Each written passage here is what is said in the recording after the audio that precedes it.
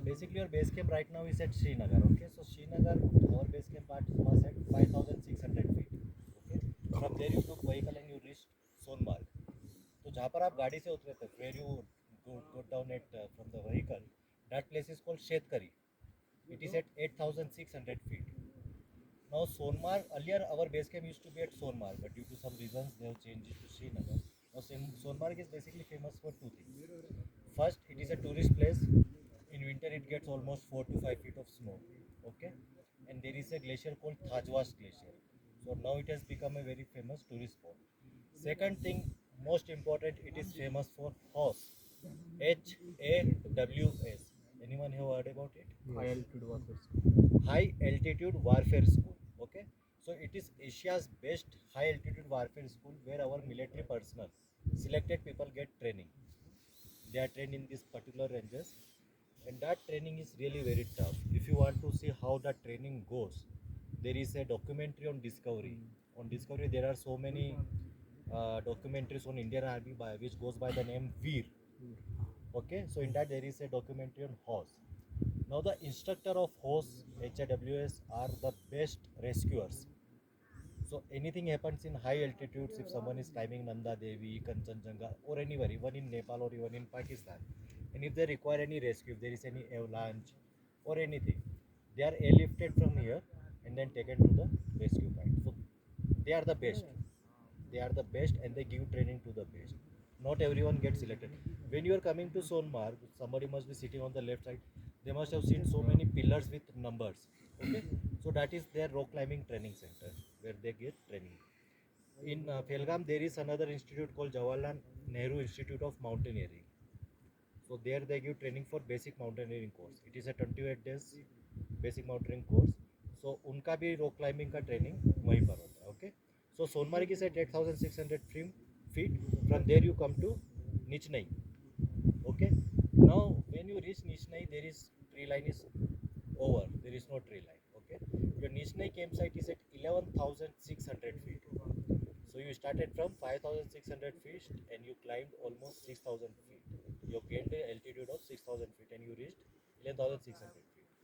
Okay, now Nichnai camp has a lake.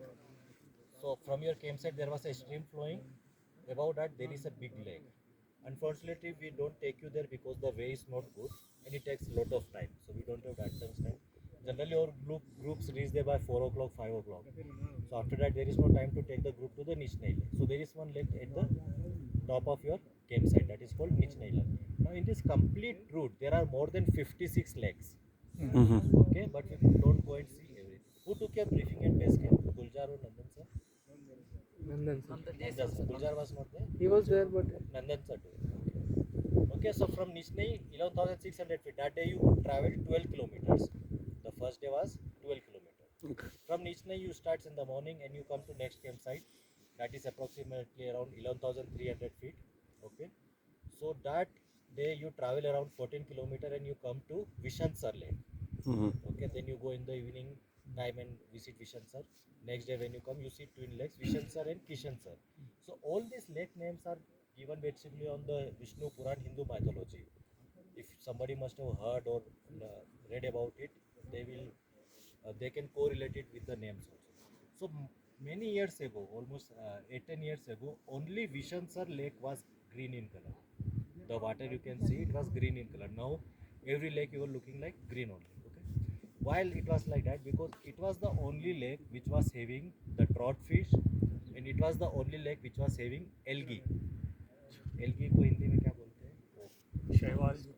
ये काई. So because of that, it used to look green, and rest of the lake used to look like blue color. Okay, but because of the biodiversity, whatever happened, we don't know. All the lakes now look like green color. Okay, so from Vishnasar you start for Gadsar Pass. What was the height of Gadsar Pass? 15,981 Meter. meter, 4,200. So in feet it is 13,800. Okay, so that is the highest you climb on this route. That day you travel 16 kilometers. Okay, so from Vishnasar you went to the Gadsar, and when you look back you can see Vishnasar and Kishansar, or also they are called Vishnusar or Krishna sir, Vishan sir, Kishan sir. Okay. So when you are climbing the Gadsar pass, you must have seen few more small lakes on the side. Have you seen? Yeah. There are so many small lakes like that. So from Gadsar par you started coming down. Then you saw, then you came to Gadsar lake, right? Before Gadsar lake, वहाँ पर एक और lake था. There was one more big lake. Someone told you about that? Its name. When you were coming down, first you came to a lake, then there was a stream, then you came to Gadsar lake, right? So that lake is called Yam sir. Yam, Bhagwan Yam, Lord Yam के नाम पर. हमें Yam. That is so Yam sir because it has got an importance in Mahabharata and Vishnu Puran like that also. And then you comes to Gadsar. Now many villagers or the old myth goes like that it was earlier called as Garud sir. But because of Chinese whisper time by time, the name changed to Gadsar because Garud also have importance in Hindu mythology, right? So it was called Garud sir. Now many people, the locals people, they don't allow you to go near the lake and they themselves don't go near the lake, even the shepherds and all that.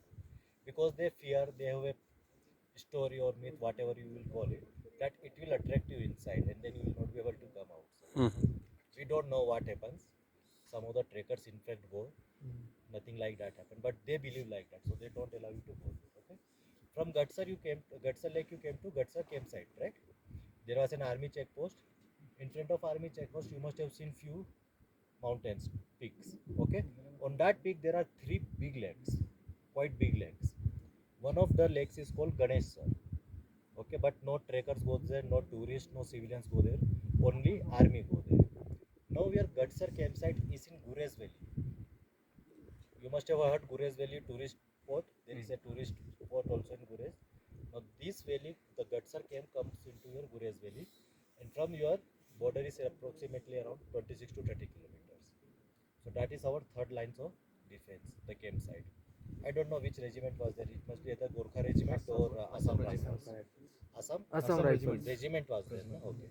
So here till here the Assam regiment take controls of this area. From here till your next campsite Gangbal, there is Assam Rifles. Okay, so these come into these two military areas. They coordinate with each other. They do patrolling in between. They can do search anytime. They keep coming here. Before 15th August, they set up a temporary campsite also.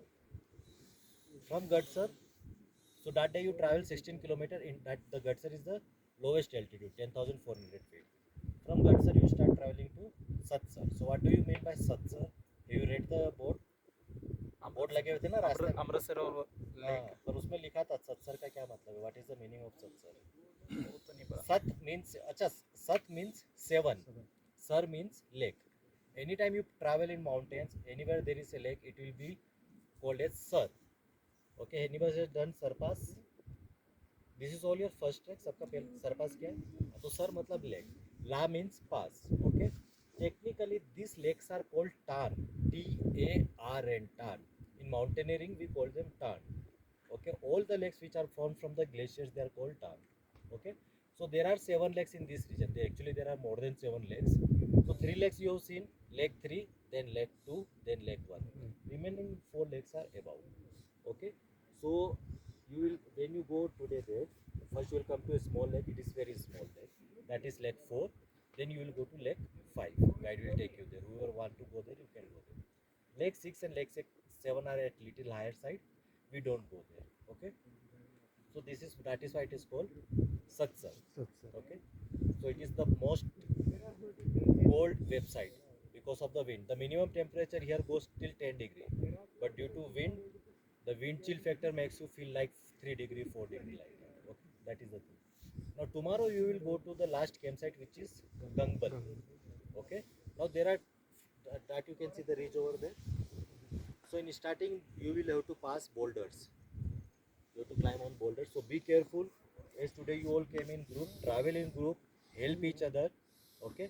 And whenever you are traveling in a risky patch, whenever you are trekking in a risky patch, like boulders, snow, mud, ice, whenever, always make sure your next 3 steps are clear for you. So that it means you have to keep some gap. Otherwise what happens if you are traveling very close, the other person in front of you may stop suddenly and you may not have your next step to keep. That happens. So Okay. always remember, anytime you are traveling in a risky page, always your next 3 steps should be clear. It means you have to be in a cave. Okay.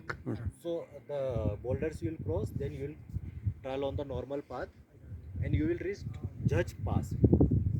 Judge Pass. It is approximately around 13,340 feet. 13,340 feet forever. Okay. So when you reach Judge Pass, it will take, tomorrow's travel is around 9 kilometers, but it takes time. That is why we check you out from here at 7 o'clock. When you reach Judge Pass, you will forget everything, the pain which you have suffered in the last few hours, because from there you get the most beautiful view of this trek. Wow. You see Gangbal and Nandkol, two lakes. Okay, there will be small lakes also nearby, but these two big lakes you will see below the peak of Harmukh. All these peaks on the trek you have come, they are all unnamed peak. Only one peak is there which is called Harmukh. Now what do you mean by Har? Shiva, Shiv ji को हर बोलते हैं. हर, हरि, मुख means face. So third day, day after tomorrow, when you will start from Gangbal campsite and when you will go to Naranag, and when you turn around and see, some people say and some people feel and they see the peak, it looks like Lord Shiva. Okay, that is why it is called Harmukh. It is a religious place. People come from down from Naranag to the Gangbal. They do parikrama, they do aarti and all that, puja वगैरह, तीर्थ यात्रा type होती है. Okay, so now there are two lakes. Our campsite is at Nandkol and another lake is Gangbal, but it has become famous by the name of Gangbal. Okay, it is beautiful place, beautiful lake. Reach there on time, spend some time on the lake, visit there. That is why we send you from here early in the morning. Okay, from there will be our camp leader. He will tell you more things. From there you will come down to Naranag. Now that day you will never forget your life. Okay. So we always fear of chadna hai, we have to ascend. That day there is quite a descent. The journey is around 12 kilometers. Earlier 4-5 kilometers you will be traveling almost flat. There will be little climb on that day. Then after the lunch point there is a dhaba which you call Maggie point. From there you have to descend. Now this descent is little steep. Okay, so be careful. Most of the injuries or death happens in mountaineering as well as in trekking during descent only. So when you descend, lot of loads come on your knees. Okay, so use sticks. If you are having sticks, use sticks. If you have one stick, better. If you have good, if you have two sticks, better. Okay, if you don't have sticks, if you get at Gangbal, try to take it. Okay, and when you are walking down the gradient, always remember you don't have to lock your knees. This right now my elbow is locked. It is locked. This is unlocked portion. In the same way, your knees should not be locked when you are going down. That is the time when your injuries happen to the your kneecap or your to the tissues behind. The muscles will get weak. So you have to be little flexible. Not like this which I am showing, but it should not be locked. And your feet should be properly touching. Okay. Only when you are walking in snow and descending, only that time your heel comes down and then your feet touches. Otherwise, always Together. it has to come together. At some point, if you are feeling that it is steep and there are small rocks and it is slippery, what you can do is, instead of walking straight, you can come to an angle like this and walk like this. But remember, do not cross your legs. The rear leg will follow your front leg like this. Okay.